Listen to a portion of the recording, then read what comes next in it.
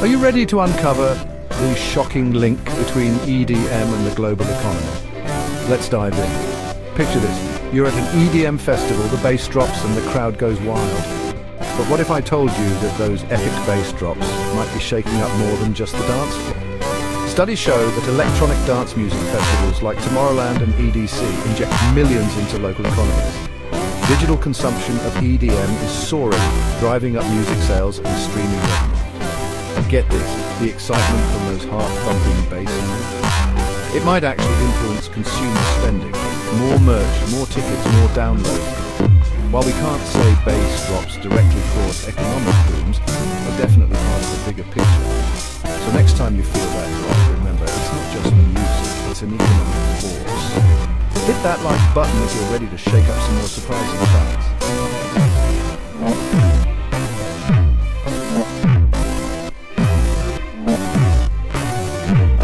The year is 2024. The world is a turbulent place. We are living through an era of profound global instability. While there may be a veneer of peace, beneath the surface, tensions simmer. The world is on edge. The old order is crumbling.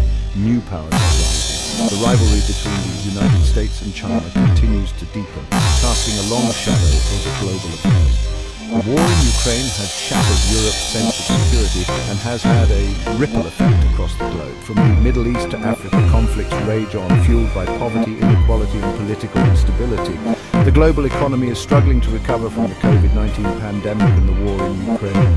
Inflation is soaring, supply chains are disrupted and the threat of recession looms. Climate change is no longer a distant threat, it is a clear and present danger. Extreme weather events are becoming more frequent and more severe, displacing millions of people and causing billions of dollars in damage. The end of the Cold War brought with it the hope of a more peaceful world. We spoke of a new world order based on cooperation and mutual respect, but that hope has proven to be illusory. In reality, the post-Cold War world has been marked by conflict and instability. The illusion of peace has been shattered by a series of crises. The September 11th attacks, the wars in Iraq and Afghanistan, the global financial crisis, the rise of ISIS, the Syrian civil war, the annexation of Crimea, the COVID-19 pandemic, and the war in Ukraine have all shaken the foundations of the international order.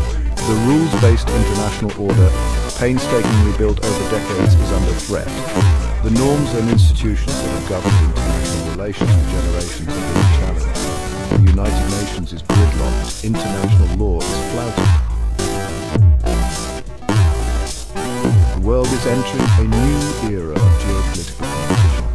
The United States remains the world's most powerful country, but its dominance is being challenged by China. China's economic and military rise has been nothing short of remarkable. It is now the world's second largest economy and has the world's largest military. China is increasingly assertive on the world stage. It is building military bases in the South China Sea, expanding its influence in Africa and Latin America, and challenging the United States for technological supremacy. The rivalry between the United States and China is the defining geopolitical challenge of our time. It is a rivalry that has the potential to reshape the world. Other powers are also vying for influence. Russia, under Vladimir Putin, is seeking to restore its status as a great power. It has annexed Crimea, intervened in Syria, and interfered in elections in the United States and Europe. Russia's invasion of Ukraine is a desperate attempt to reassert its dominance in its near abroad. The world today is a dangerous place. The threat of conflict is real and growing, but we must not give in to despair. We must not lose hope. Peace is not a utopian dream. It is a choice. It is a choice that we must make every day. We must strengthen the institutions of global governance. We must work to resolve conflicts peacefully. We must invest in diplomacy and development. We must address the root causes of conflict, such as poverty, inequality, and climate change. The challenges we face are great, but they are not insurmountable. We have overcome challenges before. We can overcome them again, but we must act now. The future of peace depends on it.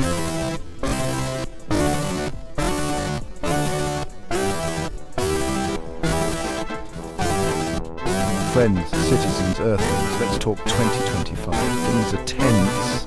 Globally, we're holding our breath like a bunch of first graders playing a very high-stakes game of statue. Remember when we thought 2020 was the peak of bad times? Ha! Turns out it was just the trailer. Economic inequality still here. Climate change getting worse. Political polarization spreading faster than a TikTok dance craze. We're living in a world where one tweet can tank a stock market and a cyber attack can cripple a country.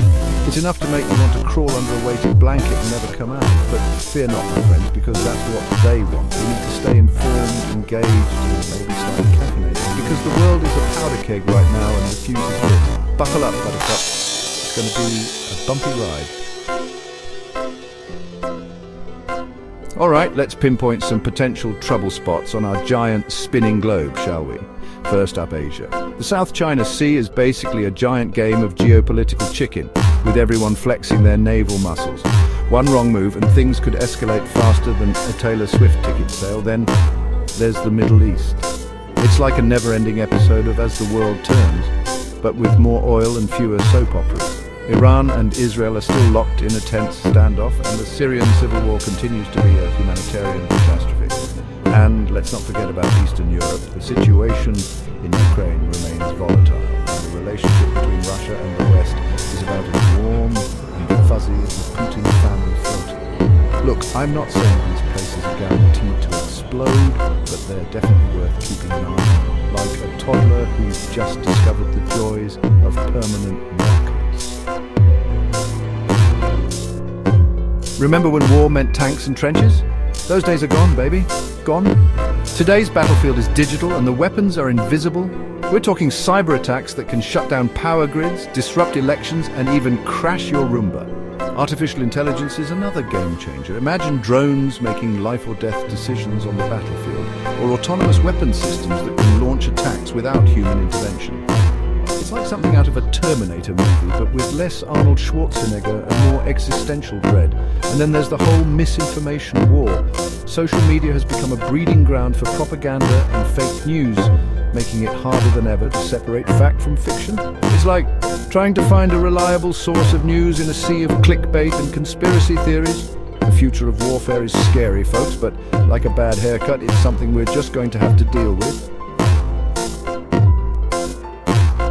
War is expensive, and I'm not just talking about the cost of bullets and bombs. Global conflicts disrupt supply chains, trigger inflation, and send stock markets into a tailspin. Remember the Great Recession?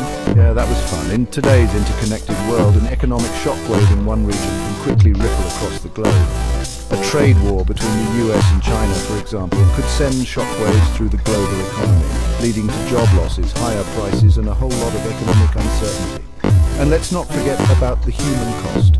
War displaces millions of people, creates refugees, and leaves behind a legacy of trauma and destruction.